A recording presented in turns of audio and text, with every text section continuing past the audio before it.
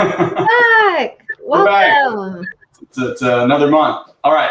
Yes. I know we got to get right into it. So Welcome to Real Estate Hacking Live, where we meet the first Tuesday of every month for about an hour to hack into relevant topics with industry leaders. So welcome all, and let's just get started with our first guest.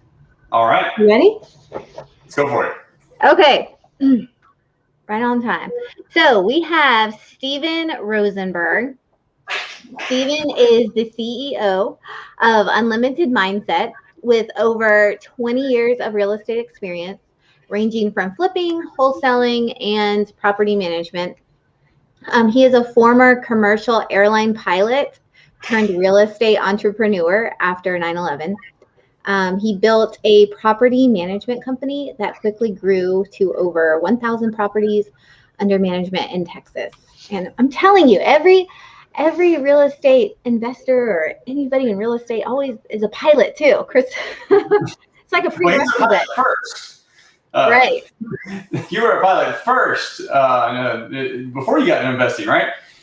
Yeah, and actually, I actually still am a pilot. So I not a former. I fly 787 for airline based out of Houston, Texas. So I still have a regular career, like most people probably listening to this. That it's not a former. It's actual today. Awesome. Yeah, I don't know about the commercial license. The private license, it doesn't.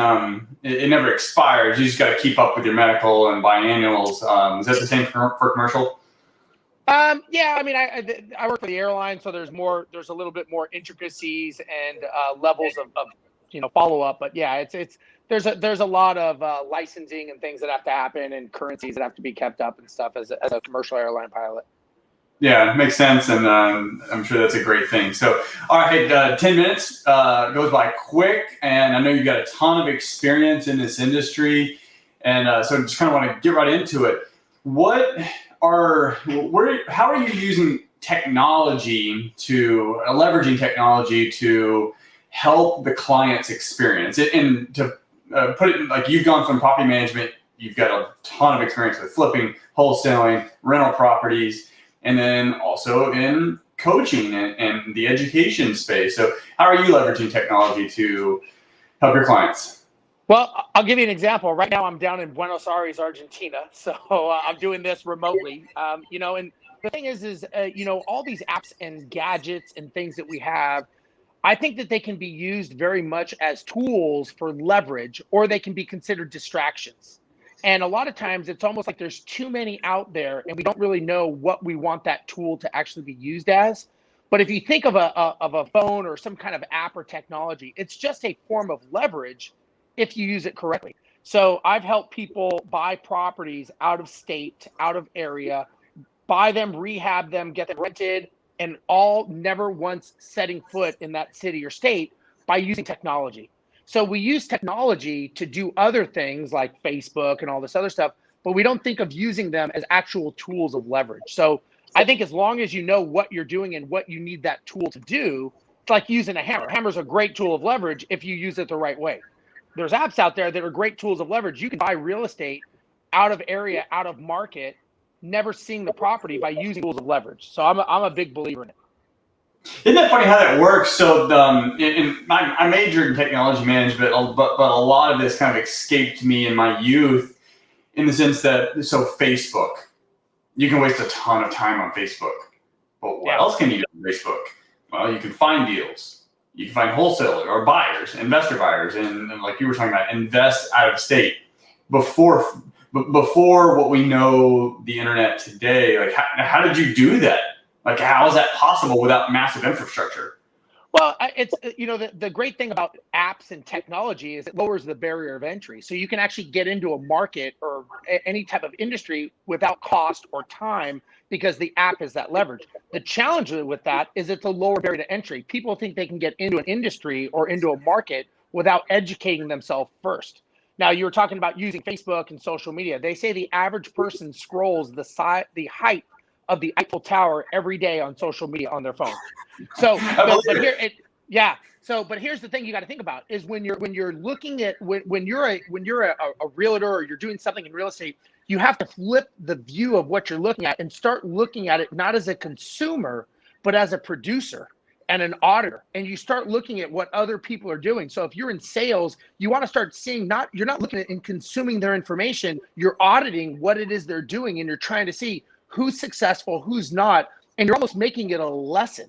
So you're not there for fun. You're actually there for business, and you're treating it like a business because you're treating it like a task that you have to accomplish. So, just like, property management, right? Before they used to use Excel spreadsheets, then it went to software, right? And then property management software. Now they have apps. There's apps for everything, right? And so the app's only as good as the user that's using it to make sure that they know what they're doing and what the goal is. So I think everything can be a great tool, or it can be a complete waste of time, depending on how it's utilized. What tools have you found, say in the last 12 months, that has just been kind of game changing for you in, just what tool is that? And then, what is that tool and how are you using that in your business? Yeah, for me, I'm doing a lot of coaching and mentoring. So being out on social media more as an influencer of using I've been going a little bit above and beyond with top level video production, going to out to Los Angeles to film and stuff for courses that I've made. But all of that is done online. So I'm tied up with a company called Lightspeed, and they have a whole video education platform that's integrated. So it's interactive. And so I'm learning to educate, you do it once, you educate people over and over and over again by doing it one time. So I'm learning the power of leverage and the power of kind of making a record one time. Well, people probably don't know a record. We'll say a CD, right? Or an MP4. But you make some kind of track and you do it over and over again. The key to building a business, whatever you're doing, is to do repetitive tasks over and over again to perfection, to where it doesn't require you to be involved in. So if you are having to do something every day that you have to be involved in it, you don't have a business, you have a job. There's nothing wrong with the job, but at least you got to make sure you understand what it is that you have. And if you cannot step away from your business for a day, a week, a month, or a year and come back and it be larger than you, you don't have a job. You don't have a business, you have a job. Now, what leverage is the ability with apps and technology to scale that out. So when you ask what I'm using a lot of social media. I'm using a lot of leverageable tools that will get me to where I want to go as a brand influencer. Is there anything here's the number one excuse a lot of folks have when they're talking about social media or using some of these tools. It's I don't have time to learn it, or I don't have time to be consistent with it. Say Clubhouse. That's a newer tool that if you've got that gift of gift gab, and you know what you're talking about, you can build a nice audience. Maybe even build some clients from that. But a lot of people, their excuse from doing that is I just don't have time. When you're educating investors and realtors and you get that excuse, how do you address it? Yeah, that's easy. You don't, or you choose not to, right? Every day you have a choice, and your choice is, are you going to be a reactive life or are you going to be a proactive life, right? Reactive life is you wake up and shit comes at you every day and you've got to figure out how to address it. Or a proactive life is you set your day, you set your schedule, and everything else revolves around your day and your schedule. So the first thing is if it's not a priority, then say it's not a priority. Because basically what someone's telling you when they say they don't have time, they're telling me they're choosing to do something else. And if that something else is making them more money, or they just want to be lazy, then just say that that's what they want to do. Don't tell me you want to do something else when we both know that you just want to be lazy, right? Because we all have time, right? Now, the other thing you could do is you can automate, you can systematize, and you can outsource. So there's a lot of things that you could do that you can automate, systemize, or outsource. Like, I'll give you a perfect example. My social media. If you saw my stuff on social media, you'd be like, wow, how does he do all that? Well, I don't. I have a virtual assistant that does all my social media for me. So that's not me doing all the posts and everything. Now, I engage and have conversation with people, but I'm not the one doing the postings. The key to being a system, to have a business, you don't have to be the one that does it all. You have to leverage people. The key to scaling any business is having people on your team that you can leverage that can do the things for you. A business is not showing how that you're the hardest worker in the room. Look, being the hardest worker in the room is just going to make you the most tired, because working hard does not guarantee success. I mean, if that was the case, construction workers and day laborers would be the richest people on the planet. The people that are the most successful are the ones who leverage other people's skills and talents that they are weak at doing. And so you say, okay, I suck at doing this, or I don't have time. Let me hire a guy for 20 hours a week and let him do all that. I just bought 20 hours of my life back. That's a business. That's how you look at things from a business perspective. So a lot of times we don't think that we don't have the time or the money, but you got to ask yourself, it's called, I look at it as what's called opportunity cost. You are giving up an opportunity for something else. So what opportunity are you not seeing because you're busy posting social media? You know, I could coach someone and make several $1,000s, or I could post something on social media that might not make me anything. Okay. They both need to be done, but who does it? Who's the best person to do that? I'd rather outsource that, leverage it. And so what I tell people, especially, you know, realtors or other people, if you do a 2-week study, okay, you take it from the time you wake up to the time that you go to bed for 2 weeks, and you're religious about it, and you track everything that you do for those 2 weeks. And at the end of the day, at the end of every day, you totalize what it is you did. 2 hours on email, 3 hours driving, 4 hours on the phone. And then you write an executive summary of that. So you track your day, you total it up, and then you do an executive summary. If you do that for 2 weeks, I guarantee you will see where your time's going and what is the best and worst use of your time. And you will then know what you can outsource or systematize. It's really not that complicated. And you'll probably be shocked at how much hours are actually going to real work or income producing activities. Yeah, you're absolutely right. There's so many people I talk to, like, oh, this is going to take me hours. We track it, it's like 30 minutes. I'm like, yeah, it's just what we tell ourselves. That's all. Thank you so much, Stephen. This goes by quick. So how can folks reach out to you if they have any questions or they want to connect with you? Yeah, they can find me on Instagram, Rozenberg Steve. They can find me on Facebook, or they can go to my website, steverozenberg.com. It's ROZENBERG. So they can go to steverozenberg.com, and all my stuff is on there. Awesome. We'll have a safe flight back. Looking forward to seeing you again soon. No problem. See you guys. Thank you. Bye. Thanks. Okay. Moving right along to Haley Gant, our next guest speaker. Hello. Hey, how are y'all doing today? Good. So Haley is a certified IRA specialist with Quest Trust Company. I'm sure you've seen her around a lot. She grew up in a family of very successful real estate investors and enjoys helping others in the industry. She currently focuses on educating investors across the U.S. about SC IRAs and helps to coordinate the dozens of monthly educational and networking events that Quest hosts and attends each month. So welcome. Glad to have you. Mm-hmm. Well, Haley, Awesome. Hey, when I thought of this topic, your name actually was one of the first ones that popped up to mind. Because I remember Nathan saying like you were so important to Quest whenever the transition happened, like all the COVID stuff, and you were in way before that, but like what you were talking about and bringing things online and the engagement and all that stuff, like you're really important to that process. So. Mm-hmm. How are you leveraging technology to improve the client's experience? Oh, yeah. So I have a list that I typed out. So we'll get through as much of it as we can in this 10 minutes here. But yeah, it's really kind of crazy because, if you guys are familiar with Quest, you know that, we host a lot of events every year, close to 600 events that we both attend and host every single year. 600 events. Yeah. And before COVID, all of those were in person, but we did offer live streaming opportunities for those that did want to watch it online that, weren't local to us here in Texas. But I remember when COVID hit and everyone was working from home, I asked, my direct supervisors, I was like, hey, what can I do right now? Because my entire job was all of the events were canceled, right? So at the beginning of the pandemic, we really just jumped online. I was bringing in different real estate experts every single week just to see what the consensus was. What are you doing right now? How are you keeping your business not only alive, but, kind of keeping things planning into this new year that is now completely different than what everyone expected it was going to be.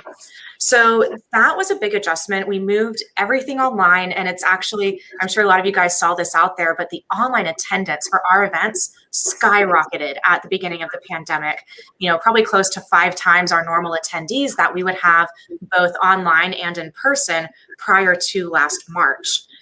But something else that I want to touch on here that I think is really important as you guys are going out there and you're building your business and you're really trying to stay in touch with your customers and clients is having the ability to easily communicate online and having that transparency online as well. Kind of referring it back to, some cool things that we have going on here at Quest is that we are always improving our online client portal. One of the reasons why people really like to work with us is because, we get things done quickly, but we also have a really nice built out client portal where people can see their transactions, statements, all of that information completely online. And something that we've actually recently rolled out literally just this week is the QTC Investment Hub. So, kind of the days of filling out forms, faxing or emailing them in, emails get hacked. As an IRA company, we are not only always trying to improve our technological processes, but also making sure that we do what we can to keep it secure and safe as well. So if you guys are out there and you are dealing with customers' financials or personal sensitive information, we have really honestly tried to get away from communicating that information through emails. We actually have a catch in our internal system where if I send out a form that actually, say it accidentally has someone's social security number on it, our system will block that email and send it automatically as an encrypted email. So I think those things, as you guys are out there growing your companies and expanding, the online hackers are out there and they are evolving just as quickly as we try to evolve from day to day. Yeah, it's a cat and mouse game, and it always will be. It's sad, but yeah, y'all adapted very well. So what about this? So online, especially post-COVID, like we're not going back like before. I think COVID, what it did is it pushed the timeline of evolution of business and how we interact online, maybe 10 years. But this is real estate. Businesses are people. They're real people, both on the company side and on the consumer side. How are you able to still maintain that important relationship between the consumer and the business and with Quest, like that actual relationship in a virtual environment, which hopefully we'll get like in person. They're starting to come back a little bit, but at least online, how do you feel that you're able to build that relationship without actually being there in person? Yeah, I think one of the biggest things that we've done is, bringing in the different guest speakers that can make it more personable to all of our clients and attendees that watch our events. I also think something like, I'm kind of pretty decent at this, but really getting your personality through the camera, through the computer, because people aren't in a room where, if they get distracted, it's very easily obvious who's not paying attention, right? So I think it's really important that as you are hosting these online events, you keep it personable, have it where people can share their cameras and things like that. And I think also keeping that aspect of, the community and having our clients and investors that we can still foster that networking atmosphere is huge. And I've actually started, just really out of necessity, a virtual networking happy hour. It's twice a month. We get a lot of investors from all across the US. Everyone shares their cameras. We all have a drink together. And it's been really popular. A lot of people have come back to every single happy hour to continue to meet those new faces. So I think it's really important that you continue to put yourself out there and find those opportunities. Quest is certainly not the only one that's hosting these online networking events. I know you guys do a weekly one that I've joined a few times that, I've met some cool people there as well. But I think that's really important. And also, just because when you were asking Stephen a question, it, kind of brought this to my mind. We have started utilizing Calendly, and I don't know if you guys out there use Calendly, but it's super easy. It's super straightforward. It's basically to schedule appointments and consultations with people. Yeah. That for me has greatly improved my productivity because it eliminates those emails going back and forth. Oh, can you meet at 10 a.m. today? They didn't see the email. Sorry, I missed the meeting. No, let me send you a link. Let's book it exactly when you are available. And it takes all of that, leeway communication out of the process. So that is one of my biggest takeaways personally. And that's been tremendous because a lot of my job is doing business development, meeting new relations, having conversations with people to see, hey, how can we benefit each other, Hey, real quick, so 10 minutes goes by quick, and I love Calendly. We use that a lot. So just real quick, in the last 12 months, what tool have you used that you didn't use before that's just been kind of game changing for you? And it could be anything. It doesn't have to be with Quest, just anything.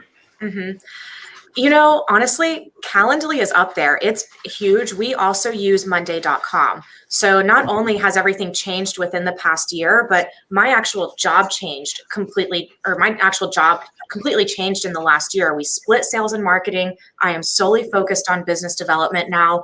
So, as I'm no longer taking sales calls from day to day, I'm actually building out relations for events that we can host in the next year. Having a good CRM or Monday.com, a place where you can organize that and customize exactly how things are organized, I think is so important. It's going to help keep you accountable. And I don't know if anyone else is a little ADD like I am out there, but I need it listed out right in front of me. If you have your tasks and your current projects all listed out in one place, it's going to tremendously help actually bring those tasks to fruition and help keep up with those relations as you're talking to 20 different people every single week. That's my biggest takeaway.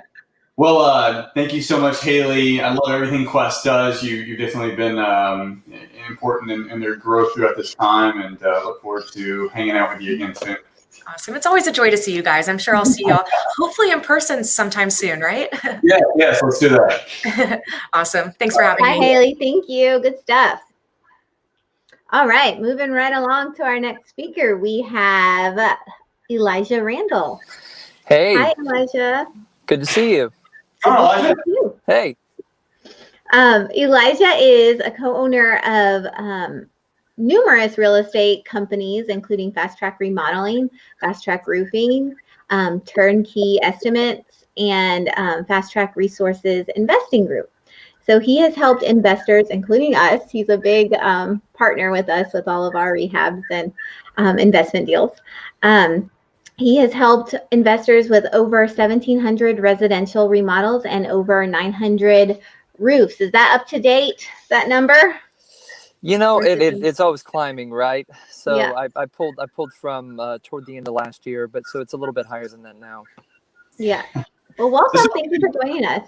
Yeah, great. No, it's been awesome working with you and also working with so many investors. I know there's so many investors in our particular area. But the tight-knit group are those who tend to be doing more of the work and getting, out there analyzing deals. And it's great to be able to develop relationships with them. Yeah. So how are you using technology to leveraging technology to improve customers' experience? And to put it in perspective, residential construction, especially the investor-friendly ones, it's not known as a very technological, like a tech gadget type space. It's not. It's right. like hand nails, right? So we are a little different. How are y'all doing it?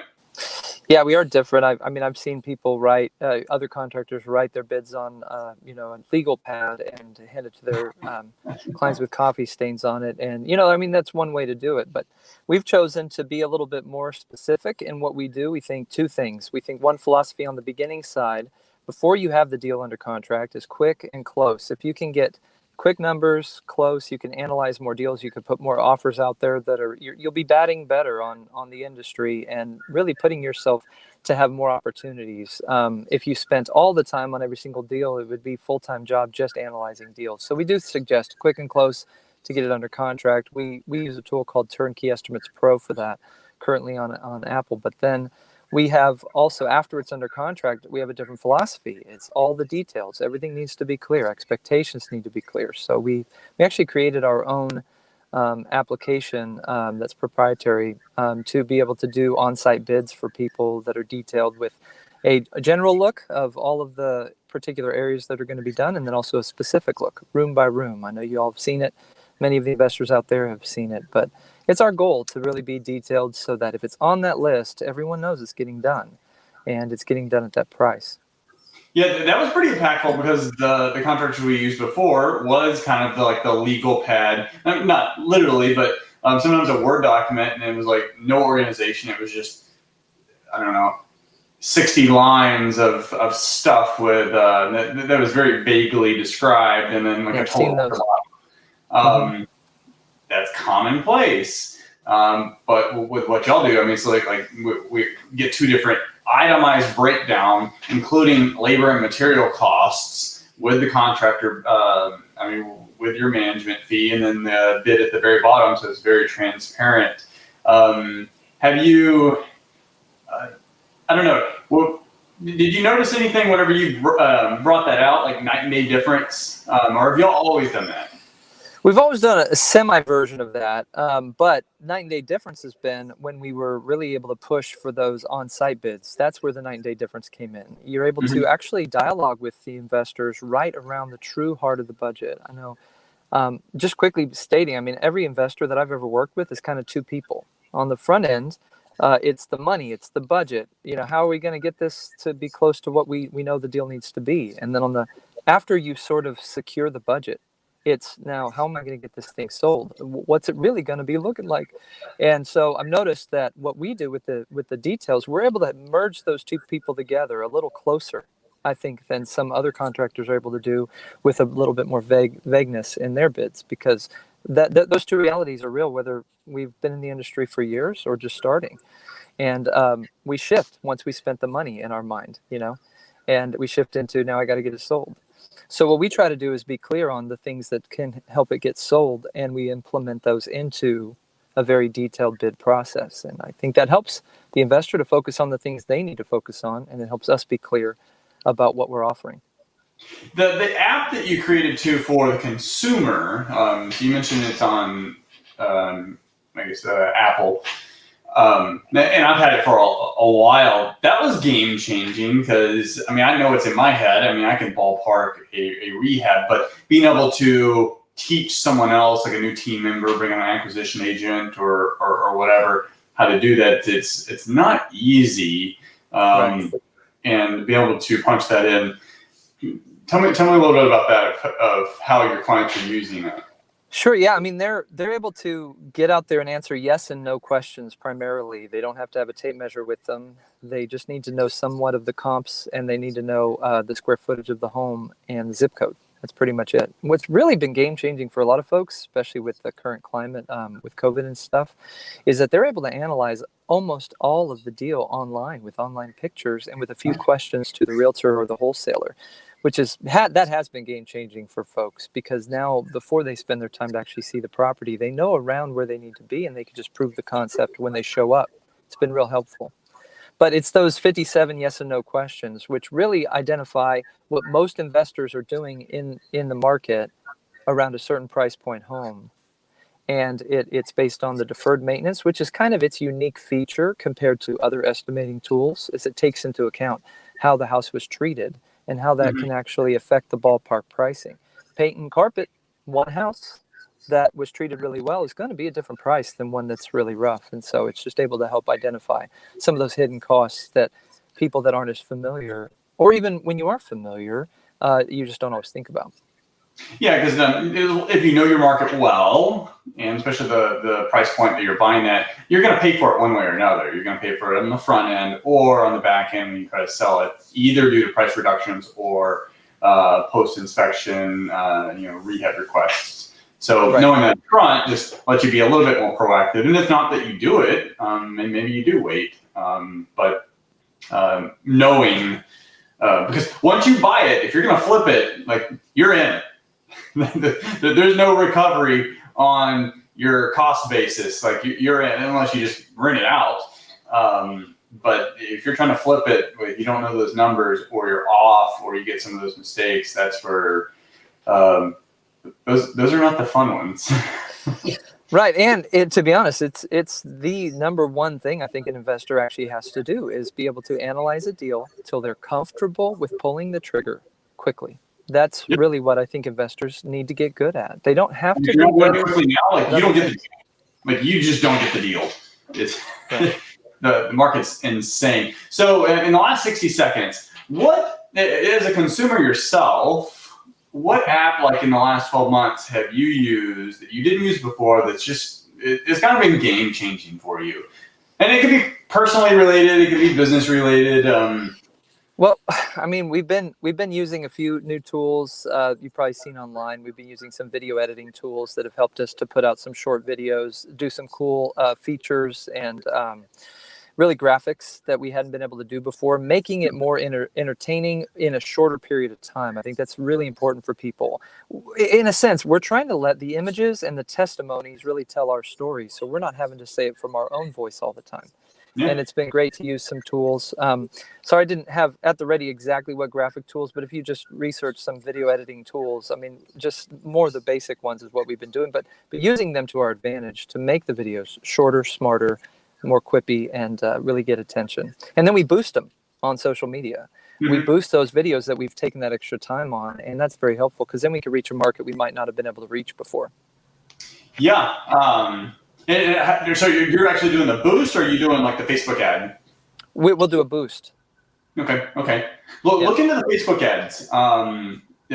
Boost is definitely a quick fix. You're going to do like $10-20 to reach a bigger audience, but definitely look into the actual Facebook ad. A couple extra steps, but the targeting and the data is going to be much more to your advantage versus letting Facebook. And we have been looking at the numbers, so that's good to know. One thing that actually boosting just our page, we've noticed we've gotten a little bit more attraction even than just boosting a post as well. Yeah, that's great. So I've been seeing some of your videos. I think they're the fast lane or something creative. I saw on the FastTrack. Yeah, on the FastTrack. Yeah. I've definitely seen a huge uptick in your content over the last really 12 months. Absolutely. So it's definitely permeating through the social ecosystem. Yeah. I mean, that's how you reach out to these people during this time too. Very true. All right. Well, thank you so much, Elijah, for joining us. We'll see you soon. Talk again soon. See ya. Oh, you did it. All right. So next up, we have George Salas. There he is. Hey, George. How are you? Good morning. How you guys doing? Great. It's so good to have you on. Thank you for having me. It's a pleasure as well. Well, let's just say a little bit about George's background. George has over 10 years of experience in the competitive Houston real estate market. George uses a hybrid investment strategy to acquire, design, and launch more than 45 short-term rental properties that generates about $70,000 per month in rental income, and that's really amazing. So I always like to follow you because I manage our short-term rentals, and it's awesome to see your success in it. I love it. Yeah, George, man, COVID happens. I mean, you're hot and heavy, building out short-term rentals, Airbnbs. COVID happens, and then I don't know this for sure, but I imagine you're thinking, "Oh crap!" And then once you had that like reflection, then you went into problem-solving mode, and it's like you're better than ever right now, right? Better than we've ever been. We just had our first six-figure month, so that's 70K just jumped to six figures. Before COVID, what was it? Sir? Before COVID, what was it? Before COVID, I was trailing between 50 and 60. 50 and 60, and then right when the shutdowns happened, what was it? We were headed to 70, which would have been our first best month ever last March. And then we ended up with 27,000, about 40 total last March. So which was 30 under. And then I think the April we ended up with 28, 29, right? So that's some madness, mad cash out of pocket to be able to survive. 60% revenue gone. Yeah, shocking, bro. It was just like, oh my God, what do I do? Gone. Now you're about, I don't know what the math is, 70% more than that. So I guess 200% over that 30. Yeah, so 90, 100 to 230%. Yeah. It's not. So how are you using technology to help the client's experience? Right now, we're actually implementing the most technology we've ever had. We've tried several, but right now it's all about automation, right? You don't want to build a short-term rental business that's going to be another job for you. So I did that at first. I learned the business, and then essentially I applied, the technology skills that I was learning, and then I was able to implement this technology. And I had to try several actual platforms until we landed on the ones we use today, which allow us to give extent owner reporting to our partners, clients, myself. And we use technology to automate all of the messaging, the quality control, all of the scheduling, and even the reviews at this point right now. We're just everything. We're pretty much automating. We've automated the entire business, but there's always a next level of automation, right? And it just comes one tweak at a time. So so you said something interesting, like you were in the trenches, like doing it all, and then you built the systems on top of that. Do you feel like someone coming into this can just jump straight to the automation and do it as effectively, or was that like your hands on the pulse, like you're in the trenches? Do you feel like that's what gave you that cutting edge to go and like really fine tune what that automation should be to make sure the client's experience is better? Mm-hmm. I would say depending on what your goal is, right? So if you're going to jump into this business and you want hands off from day one, then you can build a team from the get-go and utilize these automation techniques, right? And be able to really automate it fast, matter of 30 to 60 days. Let's just say, we went to about 10 properties in the first 60 days. There were 10 rental arbitrage that we did at the time, right? And we did not automate. I went onto the trenches because I didn't know that automation really existed, right? And I didn't know what to use. There's so much out there. You don't know what to use until you try. So I would have said, if you want to be hands off, then either build a team or work with an investor or a short-term rental host that wants to be free, right? That wants to operate with you. And if you want to learn the business, operate, then leverage those skills to either teach someone else or improve your business and grow your operation. So like if somebody wants to actually build a management company, which we accidentally built a badass management company, right? That was by accident. I didn't know I was getting into the management business, but that's what you do when you're managing short-term rentals. So I would say go for it, learn everything, and then after you've done it, for 2, 3, 4 months with more than 3 to 5 properties, then you really know what's going on. Or go work with somebody that has done it before with tons of properties, right? That's my suggestion. Either way, I would say it's all about your goal. Chris. So what tool do you, from feedback from your clients, what tool has been the most effective in like, I don't know whether it's just the check-in experience or the review experience, or an issue comes up and like boom, it's solved. But what tool do you feel the customer, like they notice it was been a night-and-day difference and they're so appreciative of it?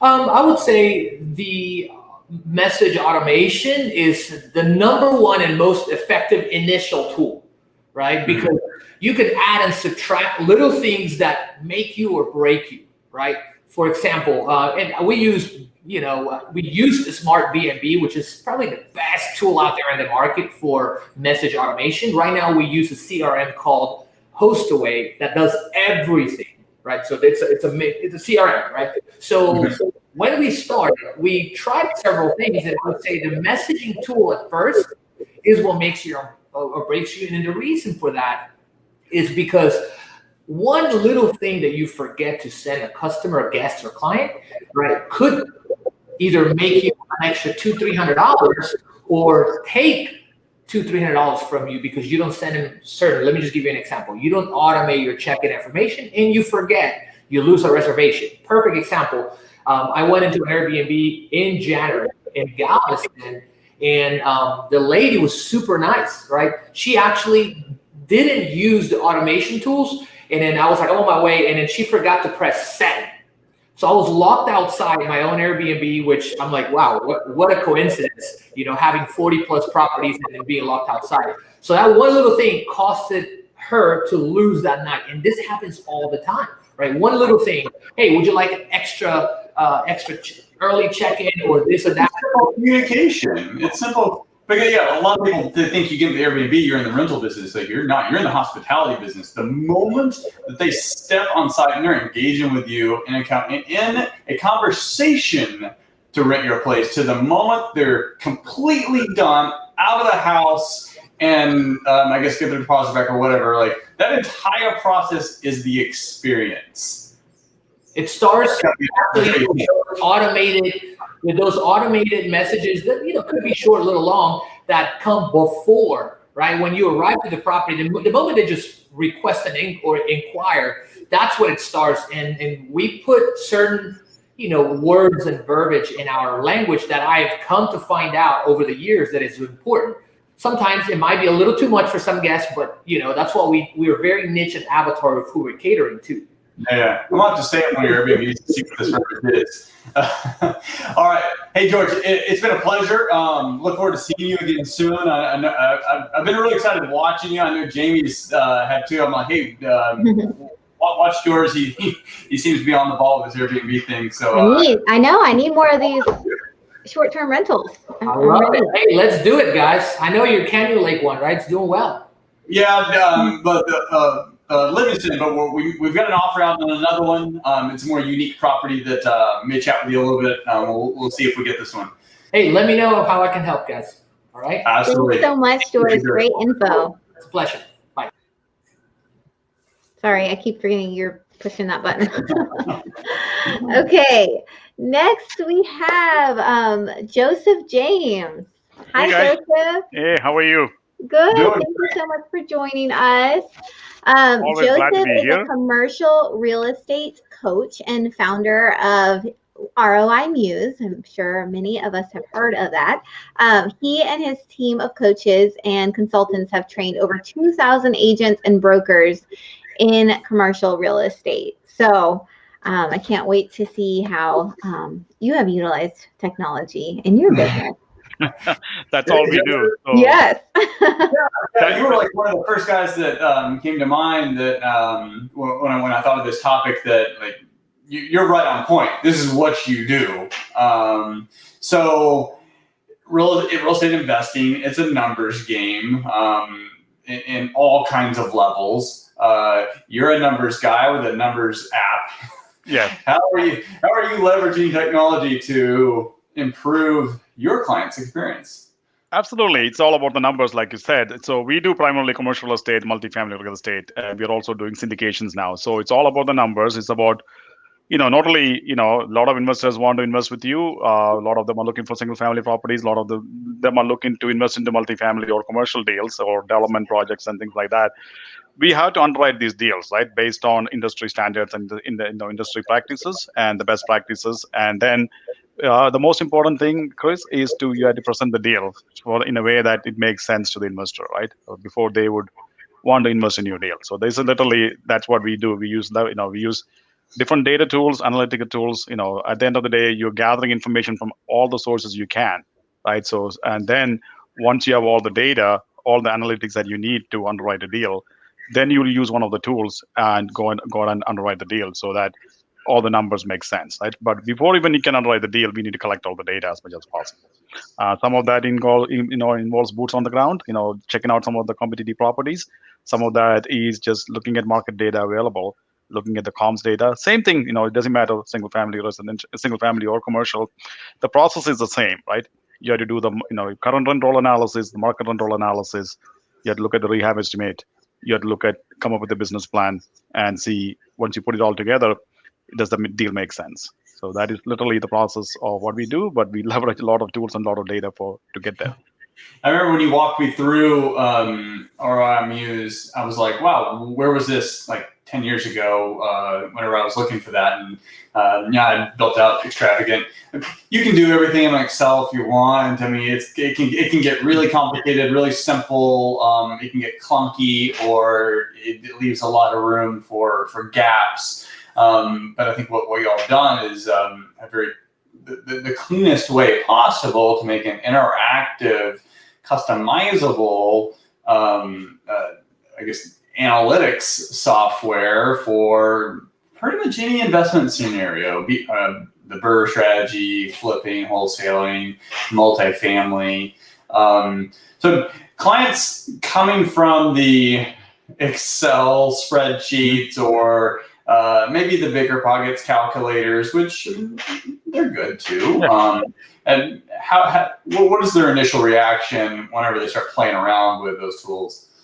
Well, Excel has its place. Like, I'm a big Excel junkie myself, so every once in a while we revert back to Excel, right? Because the problem is most people don't know how to use Excel to its full advantage, right? So we created something very simple. It serves a purpose for 99% of the people out there, right? So, and our philosophy was to create something that's very affordable and also very easy to use, and we kind of stuck to that. So you can add all the levels of complexity as you want to make your tool do everything possible out there in the world. And there are tools like that out there. So the problem is it becomes very complicated for anybody to use it. Our philosophy was create something simple that works for 99% of the time, and keep the solution very simple so that everybody can use it and without a lot of learning curve, right? Anybody can, with some introduction, go in there and plug in the numbers and see the results immediately. So that was our approach to this. How do you see analytics evolving? As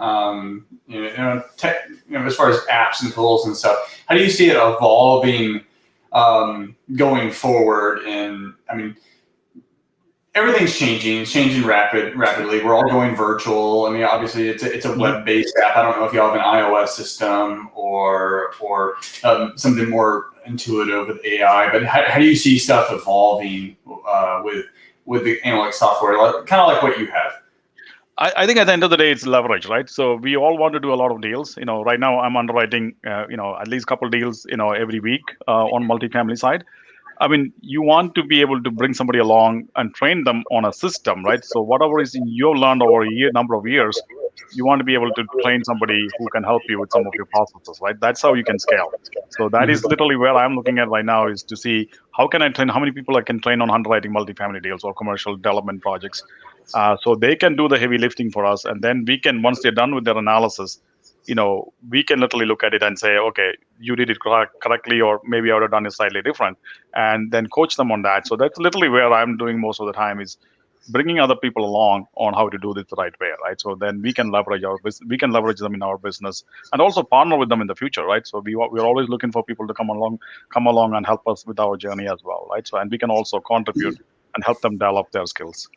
How do you feel, and this is probably, we could probably talk about this for an hour. How do you feel AI is going to, AI is knee deep right now already in analytics, with big tech.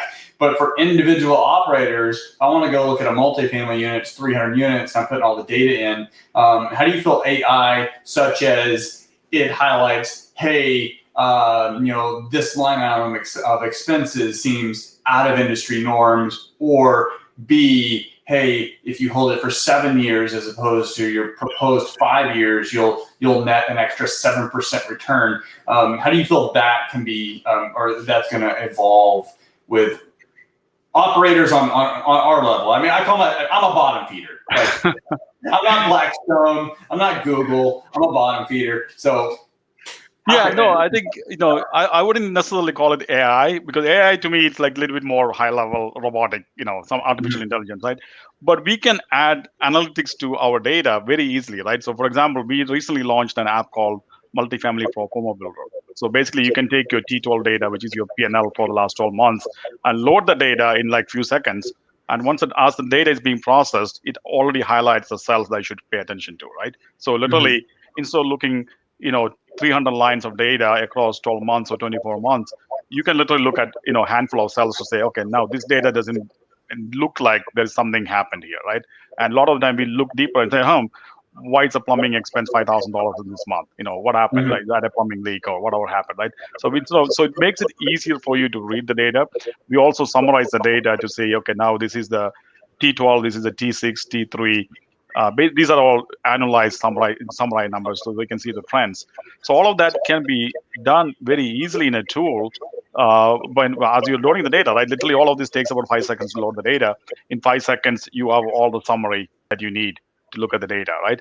So now, once we collect data like that, then the second phase will be doing some analytics on that, also doing some AI on that. So where we can say that based on all the data we have in our system, now what expenses you're seeing in this property is not in line with the industry standard, right? Because it just either is too high or too low, right? So those are things that we can add once we have more data. But we are actually doing things that are going to make it easier for somebody who's doing analyzing the deal, so they can easily zero in on the important data that they should be concerned about, right? And then as we collect more data, then we'll figure out how to make it better for everybody. Last question, 60 seconds. What app have you used in the last 12 months, new app, that you didn't use before? It's been just kind of game changing for you. It can be personal or business. In the business side, I'm learning something every day. I came from the tech background, so not a marketing person. So now we are learning marketing, because in order to run a company, now we know people are not going to buy your product, or they don't even know your product exists unless you know how to figure out how to market, right? So we are spending a lot of time learning the marketing technology out there. One of the things I'm looking at right now is ManyChat, which is I think the previous guest talked about. Text automation and messaging automation. So that's one thing we are looking at right now. We use ClickFunnels, Kartra, a bunch of different tools for our funnels and things like that. But literally, I think messaging is the way to go for marketing in the future, whether it's SMS or different kinds of messages, and also desktop notifications. So those are things that we are focusing on right now. I'm no expert by any means, any of those, but we'll be able to contribute more on that in the next few months once we learn more. Awesome. Well, Joseph, it was a true pleasure. It's always nice talking with you, and look forward to talking with you again. Absolutely. Thanks for having me, Chris and Jamie. Talk to you guys. Thank you so much. Bye-bye. Bye. Bye. All right. We only had 5 guests this month because we got a master class. I got to jump on. This has been it's gonna be a long, fun day. So that was good. Yeah, some great takeaways. Just real quick. The next month we'll be back here first Tuesday, and the topic is going to be how are you preparing your clients for success in a competitive, or as we like in many markets, like ridiculously hyper competitive market. This will go both from the investment side, preparing clients, which may be yourself or retail, if it's actually buyers and sellers out there, and I think we'll get some pretty good conversations there because the market's just crazy. Oh yeah, for sure. But anyway, thank you all for joining us. Thank you to all of our guests. Great input, and I have a lot of takeaways written down. So implement into our business. Yeah, if y'all liked it, just like, share, appreciate it. Follow us on YouTube and our Facebook page, and we'll see you back next month. Okay. Bye-bye. Bye.